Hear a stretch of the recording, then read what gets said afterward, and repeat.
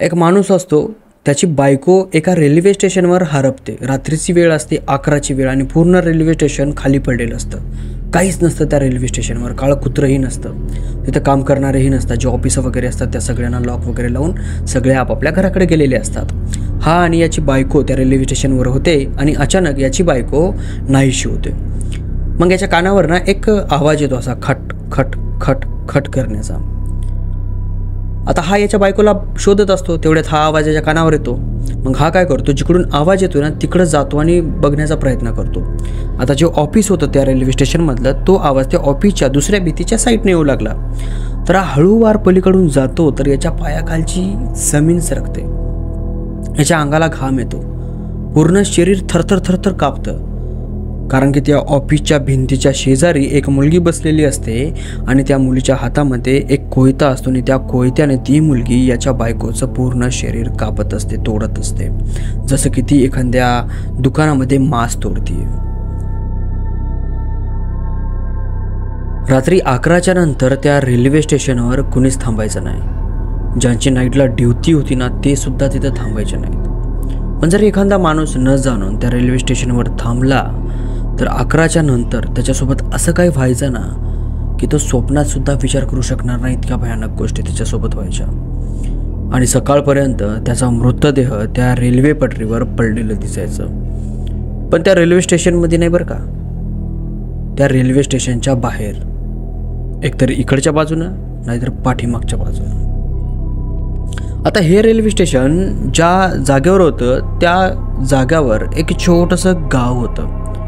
त्या गावामध्ये काय लई मोठी लोकसंख्या नव्हती, थोडी नॉर्मलशी लोकसंख्या होती. पण ते रेल्वे स्टेशन थोडंसं चांगलं होतं, थोडासा जंगल टाईप एरिया होता. त्या रेल्वे स्टेशनवर कधी कधी रेल्वे क्रॉसिंग व्हायची तर एक्स्ट्रा 2-3 पटऱ्या तिथं ठेवलेल्या होत्या, म्हणजे 2 पटऱ्या ठेवलेल्या होत्या, एकीकडे एक अशी आणि एक अशी रेग्युलरवाली, जर क्रॉसिंग करण्याची वेळ आलीच तर. पण त्या रेल्वे स्टेशनचं जेव्हा बांधकाम झालं, जेव्हा ते रेल्वे स्टेशन रेडी झालं, त्याच्यानंतर कम्प्लिटली 1 महिना ते रेल्वे स्टेशन थोडंसं रिलॅक्स आणि चांगल्या पद्धतीनं चाललं. पण 1 महिन्याच्या नंतर तिथं अशा काही घटना व्हायला लागल्या की सरकारसुद्धा अचंबित राहिलं की यार नेमकं असं होतंय कसं. सरकारने पूर्णपणे म्हणजे इतकं तिथं कम्प्लिटली नजर ठेवण्याचा प्रयत्न केला, पण जेव्हा त्यांनी नजर ठेवली, CCTV कॅमेरे बघितले, तेव्हा काहीतरी विपरीतच घडलेलं दिसायचं.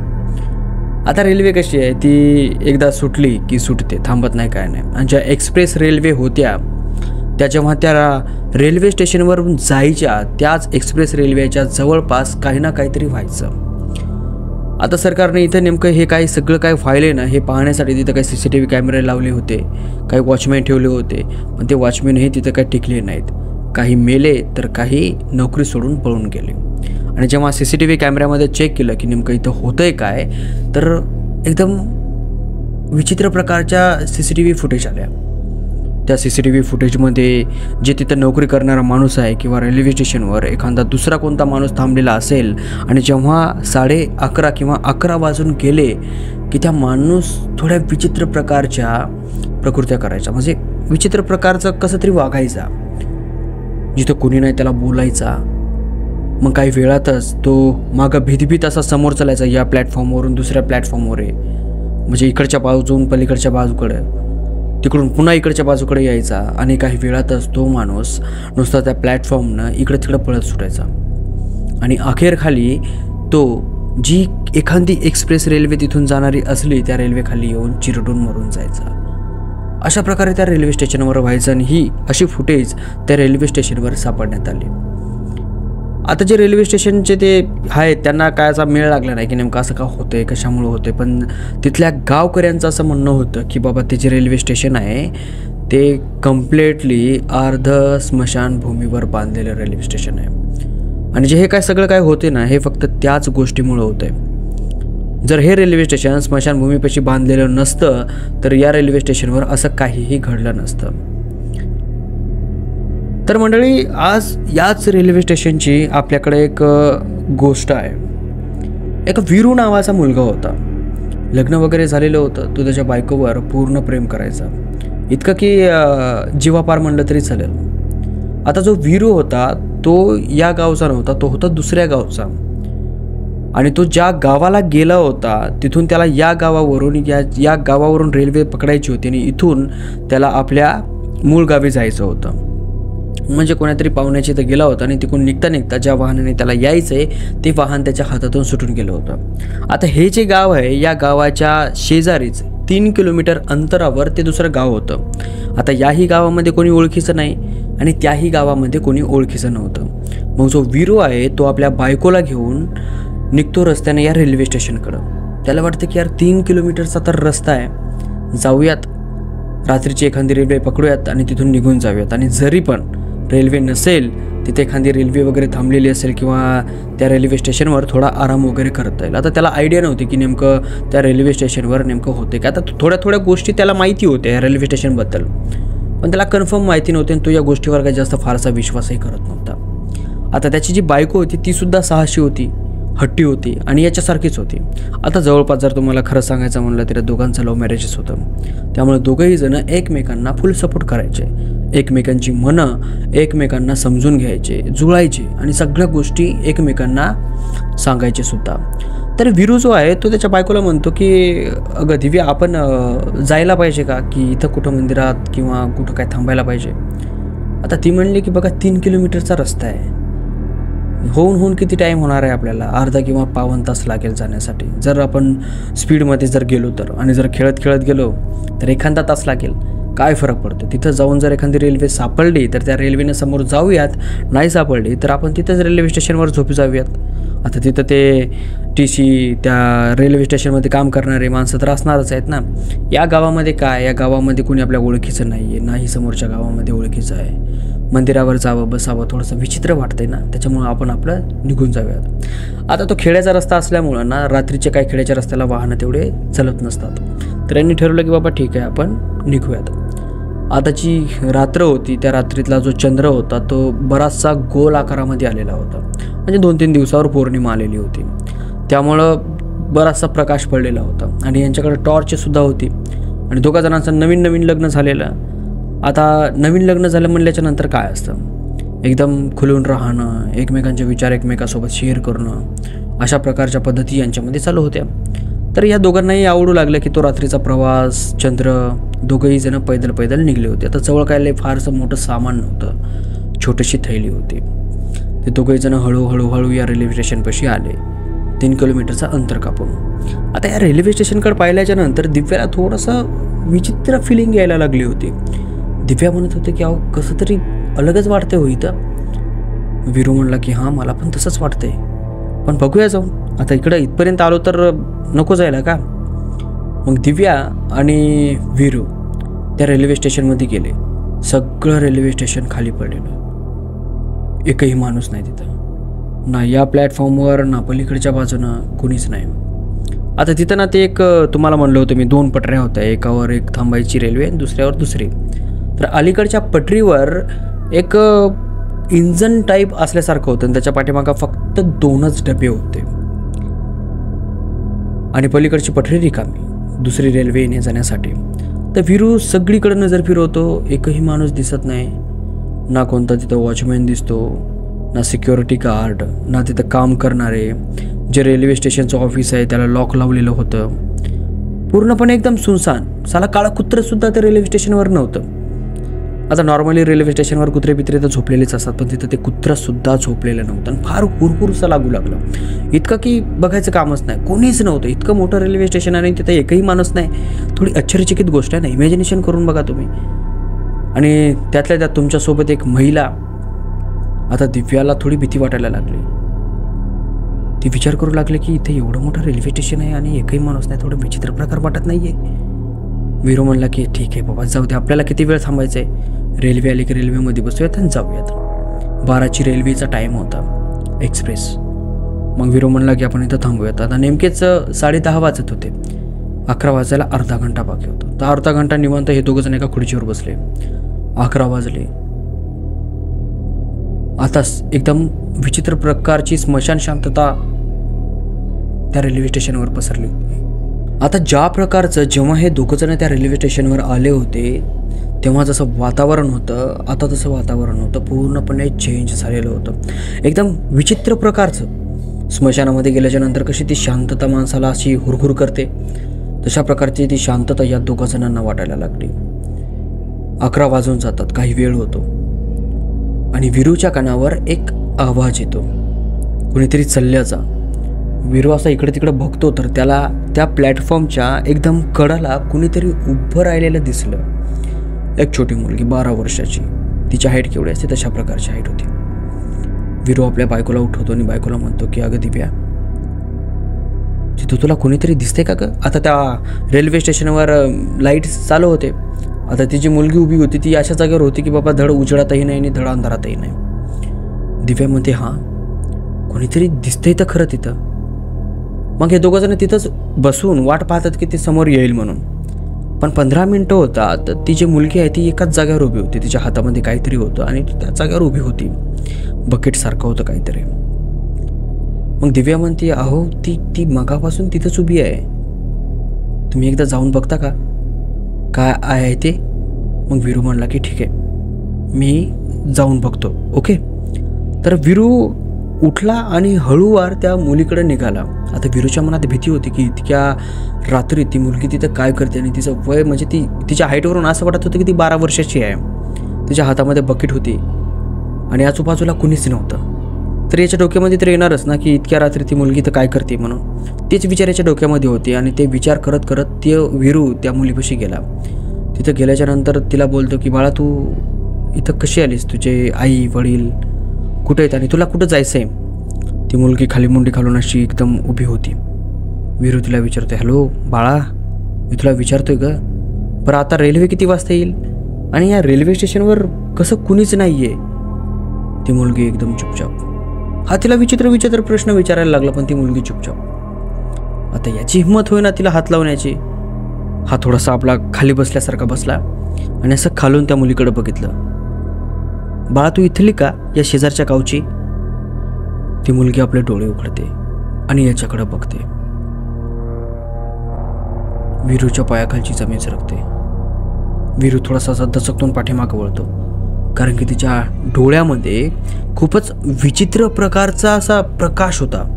असं वाटत होतं की तिचे जे बुबुळ आहेत ते चमकत होते, लालसर कलरचे. दचकला आणि थोडासा पाठीमागं उभा राहिला आणि ती मुलगी हळूवार असली, ती हसं ना थोडंसं असणं असं अशा प्रकारची असली आणि ती तिच्या हातातले बकेट वीरूकडे अशी लांब केली. मग वीरू हळूवार त्या बकेटीपाशी गेला आणि बकेटीमध्ये बघितलं तर वीरूच्या अंगाला घाम सुटला. एवढा भयंकर घाम की त्याला कळना काय करावं आणि काय नाही. ते त्याला ओरडा वाटू लागलं पण ओरडता येईना. त्याला पळून जावं वाटत होतं पण पळून जाता येईना. आणि त्यानं जे त्या बकेटीमध्ये बघितलं होतं ते फार विचित्र होतं. त्या बकेटीमध्ये वीरूच्या वाईफचं मुंडकं होतं, पूर्ण रक्ताच्या थोरड्यात भरलेलं लाल बुंद. अर्धी बकेट रक्त आणि त्याच्यामध्ये ते मुंडकं तरंगत आहे. आणि वीरूने जेव्हा त्याच्यामध्ये बघितलं तर त्याच्या बायकोचा चेहरा. 5 ते 6 सेकंद वीरूला काही समजलं नाही. पण 5-6 सेकंदाच्या नंतर ती मुलगी वीरूकडे बघते आणि जोरात हसते. ती जेव्हा हसली तिचा चेहरा इतका मोठा फाटला, तिचे जे दात आहेत ते एवढे भयानक दिसू लागले की खूपच भयानक. वीरू धावत पाठीमागं गेला. त्याला समजत नव्हतं काय करावं आणि काय नाही. जसा तो पाठीमागं वळला त्याची नजर जिथं तो बसला होता तिथं गेली. तिथं त्याची बायको बसलेली होती. आता हा जोरात चिरकत येतोय. काय येतोय याच्यामुळे त्याची बायको तिथं उठून बसली आणि ती सुद्धा याच्याकडे धावत यायली. आता हा तिच्याकडे जोरात पळतोय, ती हिच्याकडे जोरात पळतीये. तो जसा आपल्या बायकोपाशी जातो तसा आपल्या डोळ्यावर अशी बोटं झाकतो आणि त्याची बायको त्याला हात लावते. अहो काय झालं तुम्ही असे का करताय, असे पळत का आलायत? तो थोडासा शांत होतो. शांत झाल्याच्या नंतर त्याची बायको त्याला विचारते की काय झालंय, तुम्ही असे का ओरडत आलायत, तुम्ही का पळत आलाय आणि ती मुलगी कुठे आहे? वीरू शांत होतो. त्याच्या बायकोला म्हणतो अगं मी त्याच्यापाशी गेलो होतो त्या मुलीपाशी, तिच्या हातात बकेट होती. तिचे डोळे तर पहिले फार विचित्र होते पण जेव्हा त्या बकेटीमध्ये मग बघितलं थोडं विचित्र दिसलं मला. तर त्या बकेटीमध्ये तुझं मुंडकं दिसलं का? आता त्या वीरूची जी बायको आहे ती हसायला लागली. ती म्हणते की काय तुम्ही असं करताय, असं कुठं होतंय का?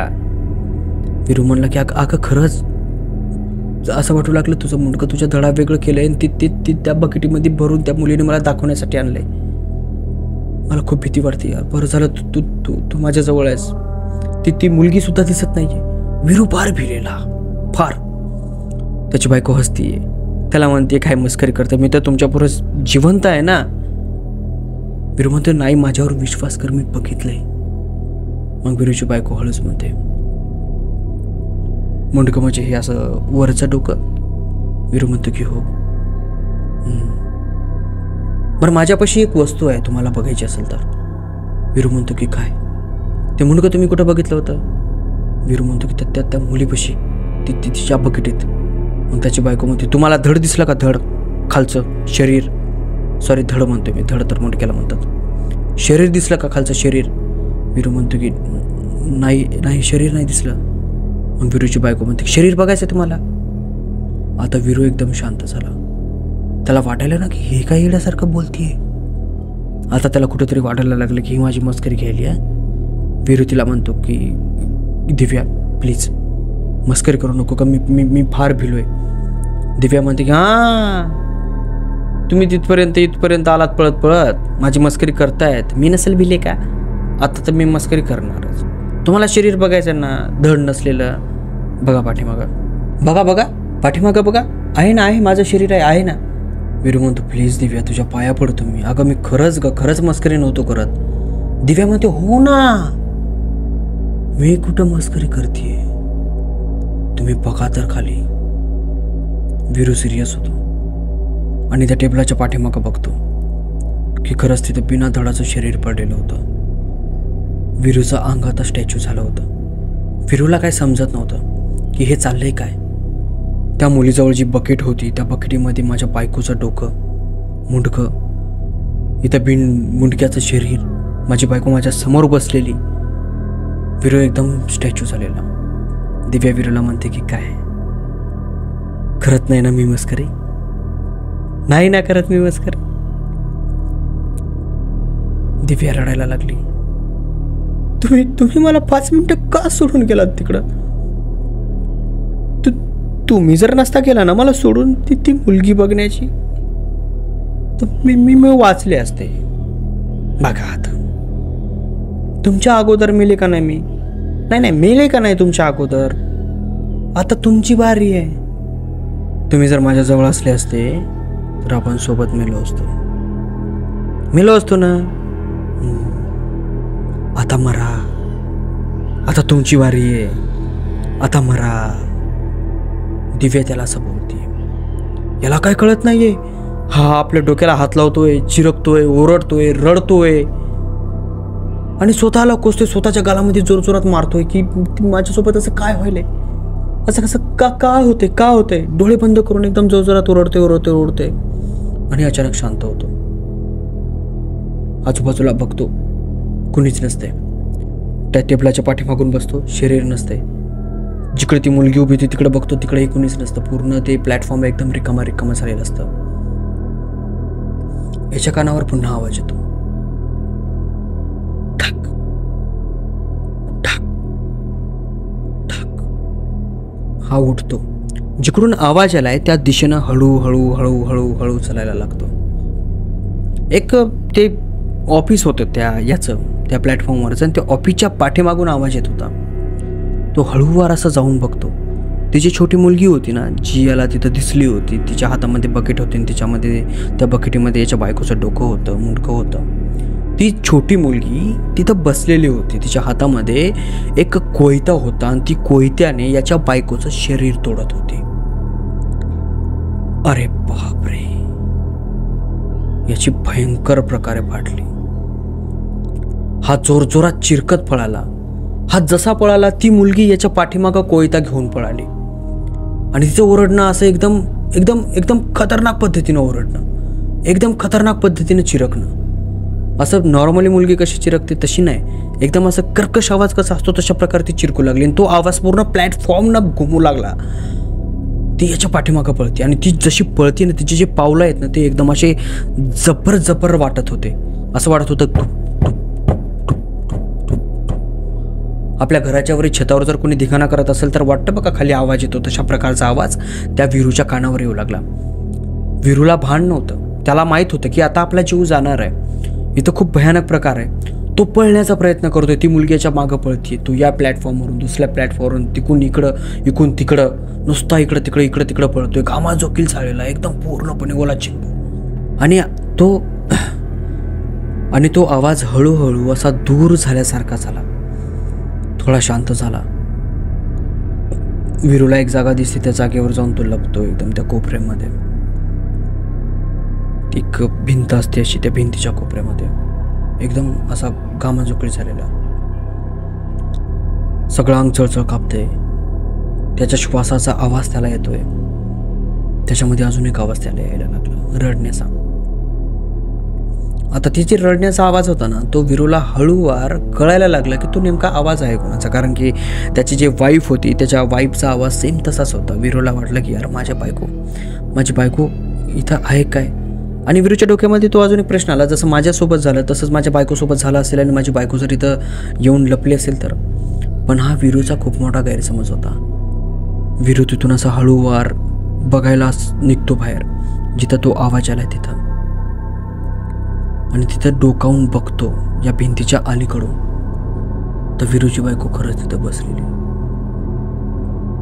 आणि ती वीरूला म्हणते, मला तुम्ही मला सोडून गेलता, मी मेले, आता तुम्ही मरा. एकदम विचित्र पद्धतीने, एकदम विचित्र शब्द असे की कधी त्यानं तिच्या तोंडून जन्मी तसे ऐकले नाहीत, एकदम भयानक पद्धतीनं. आणि तिच्या समोर बसलेली बाई आहे ती एकदम, जी त्याची दिव्या होती, ती त्याला वाटू लागलं की दिव्या आहे म्हणून. तो एकदम विचित्र पद्धतीने तिची आकृती बदलायला लागली. आणि ती बाई, ती दिव्या त्याच मुलीमध्ये परिवर्तित झाली. ती मुलगी हिच्या पाठीमागे लागली होती.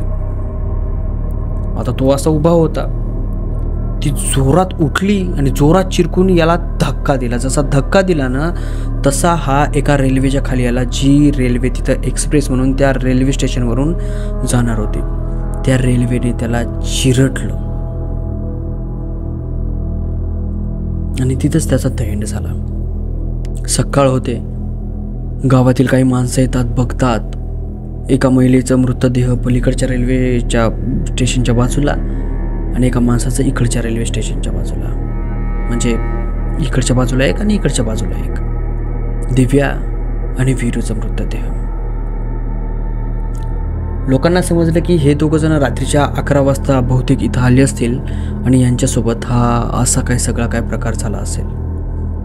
आणि यांची जेव्हा CCTV कॅमेरा चेक केला त्यावेळेस असाच काहीतरी प्रकार झाला. सुरुवातीला जो वीरू आहे आणि त्याची बायको आहे ते एका टेबलवर बसलेले होते, पण काही वेळात तो जो वीरू आहे तिथून उठला आणि इकडच्या दिशेनं समोर गेला आणि लगेच त्याच्या पाठीमागं उठून तिची दिव्या आहे ती इकडच्या बाजूने गेली.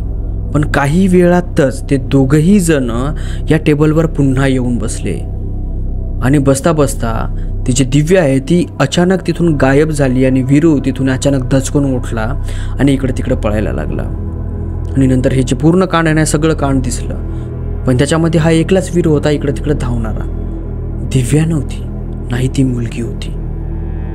फक्त हा एकलाच इकडे तिकडे धावू लागला आणि जशी तिकडून एक्सप्रेस रेल्वे आली तसा हा वीरू त्या रेल्वेच्या खाली उडी मारतो आणि स्वतःचा जीव देतो. तर ही होती आजची भयकथा. भयकथा जर आवडली असेल तर व्हिडिओला लाईक करा, चॅनलला सबस्क्राईब करा. आणि जर तुमच्यापाशी अशी एखादी भयकथा असेल तर खाली डिस्क्रिप्शनमध्ये एक ईमेल ID दिलेला आहे किंवा एक व्हॉट्सअप नंबर दिलेला आहे. तुम्हाला ज्यावर सोपं पडेल ना, तुम्ही त्यावर मला तुमची स्टोरी शेअर करू शकता.